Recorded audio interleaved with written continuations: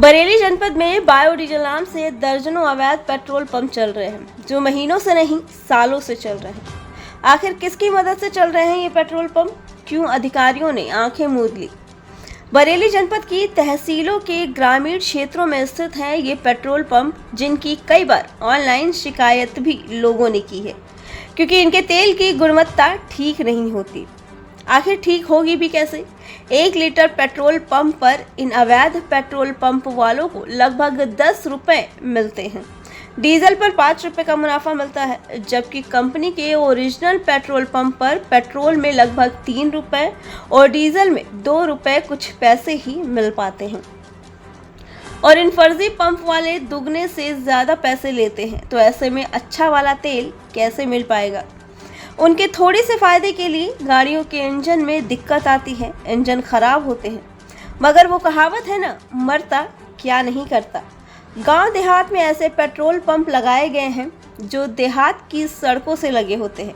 Emergency में तेल खत्म होने पर ये लोग इन पेट्रोल पंप से पेट्रोल लेते हैं, या गांव के लोग गांव के पास पंप होने की वजह से यहीं से लेते हैं। मगर जब बाद में पता चलता है कि इनकी गुणवत्ता तो बिल्कुल ख़राब है, तब ये शिकायत करते हैं। मगर तब तक कुछ और लोग इनके ग्राहक बन चुके होते हैं। इस तरह से इनका पेट्रोल पंप सालों से लगातार चला आ रहा है। मगर बड़ी बात तो ये है कि आखिर ऐसे पंप वाले सालों से कैसे चले आ रहे हैं। सूत्रों से मिली जानकारी के अनुसार राज सक्सेना नाम का एक व्यक्ति इन पेट्रोल पंप मालिकों से उगाही करता है।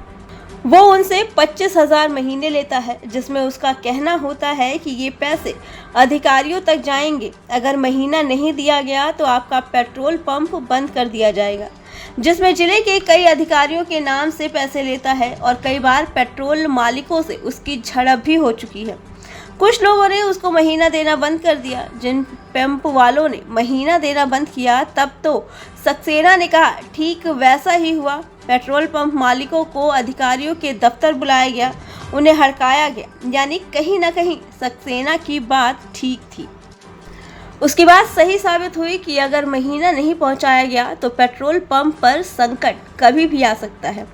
इस डर से पेट्रोल पंप मालिक हर महीने राज सक्सेना नाम के व्यक्ति को पैसे दे रहे हैं और उनका पेट्रोल पंप धड़ल्ले से चल रहा है। मगर इसमें भी एक बड़ा खेल है। आखिर इन लोगों को ये डीजल पेट्रोल कहां से मिल रहा है? दर्जनों पेट्रोल पंप में आपूर्ति विभाग के सामने अभी जांच के कई बिंदु हैं। सबसे पहला और अहम बिंदु ये है कि आखिर इन अवैध पंप पर इतनी बड़ी मात्रा में दर्जनों पेट्रोल पंप के लिए डीजल पेट्रोल कहां से सप्लाई हो रहा है। क्योंकि पेट्रोलियम कंपनी से यदि डीजल सप्लाई हो रहा है तो ये भी बड़ी जांच का विषय है कि आखिर अवैध पंप पर सप्लाई किस नियम के तहत दी जा रही है। यदि पेट्रोलियम कंपनी से डीजल नहीं आ रहा है तो क्या डीजल चोरी किया जा रहा है, या फिर मिलावटी तेल के कारोबार ने बरेली में पांव पसारने शुरू कर दिए। क्योंकि दर्जनों पेट्रोल पंप में आखिर इतनी बड़ी मात्रा में पेट्रोल डीजल आ कहां से रहा है, और कौन इन पंप तक डीजल पेट्रोल पहुंचा रहा है, और सालों तक क्यों अधिकारियों ने आंखें मूंद रखी हैं? क्यों अभी तक इन पेट्रोल पंप पर कार्रवाई ही नहीं हुई? आखिर ऐसा कौन सा कागज अधिकारियों को दिखाया जा रहा है जिसे देखकर अधिकारी शांत होकर आंखें मूंद लेते हैं और पेट्रोल पंप धड़ल्ले से चल रहे हैं?